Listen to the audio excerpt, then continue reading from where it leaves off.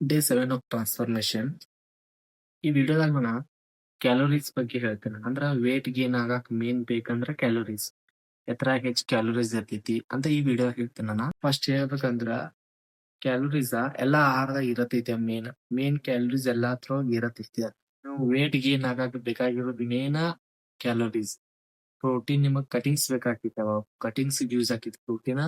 ಹಂಗಂತೇಳಿ protein ignore ಮಾಡ್ಬೇಡ್ರಿ. Calories ಹೆಚ್ಚ್ ಎತ್ರಾಗ ಇರ್ತೈತಿ ಅಂದ್ರ ಮೊಸರನ್ನ, ಚಪಾತಿ, ಕೆನಸ, ಬಾಳೆಹಣ್ಣ ಇನ್ನು ಬಾಳತ್ರೊಳಗ ಕ್ಯಾಲೋರೀಸ್ ಹೆಚ್ಚ್ ಇರ್ತೈತಿ. ಮೇನ್ ಅಂದ್ರ ಈ ಐಟಮ್ದಾಗ ಕ್ಯಾಲೋರೀಸ್ ಹೆಚ್ಚ್ ಇರ್ತೈತಿ. ಕ್ಯಾಲೋರೀಸ್ ಸರ್ಪ್ಲಸ್ ಅಂದ್ರ ಏನ?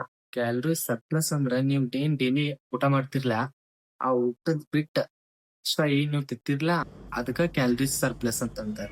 ನಿಮ್ಗ ಯಾವ ಆಹಾರದಾಗ ಎಷ್ಟ್ ಪ್ರೋಟೀನ್ ಕ್ಯಾಲೋರೀಸ್ ಇರ್ತೈತಿ ಅಂತ ಹೇಳಿ ನಾ ಕ್ಯಾಪ್ಷನ್ ದಾಗ ಹಾಕಿರ್ತೀನಿ. ಅಲ್ಲಿ ನೋಡ್ರಿ ಎಲ್ಲಾರು. ನೀವು ಕಮೆಂಟ್ಸ್ ದಾಗ ಫುಡ್ ಅಂತ ಕಮೆಂಟ್ ಮಾಡ್ರಿ. ನಿಮ್ DM ದಾಗ ಡೈರೆಕ್ಟ್ ಮೆಸೇಜ್ ಬರ್ತೈತಿ. Follow for more videos.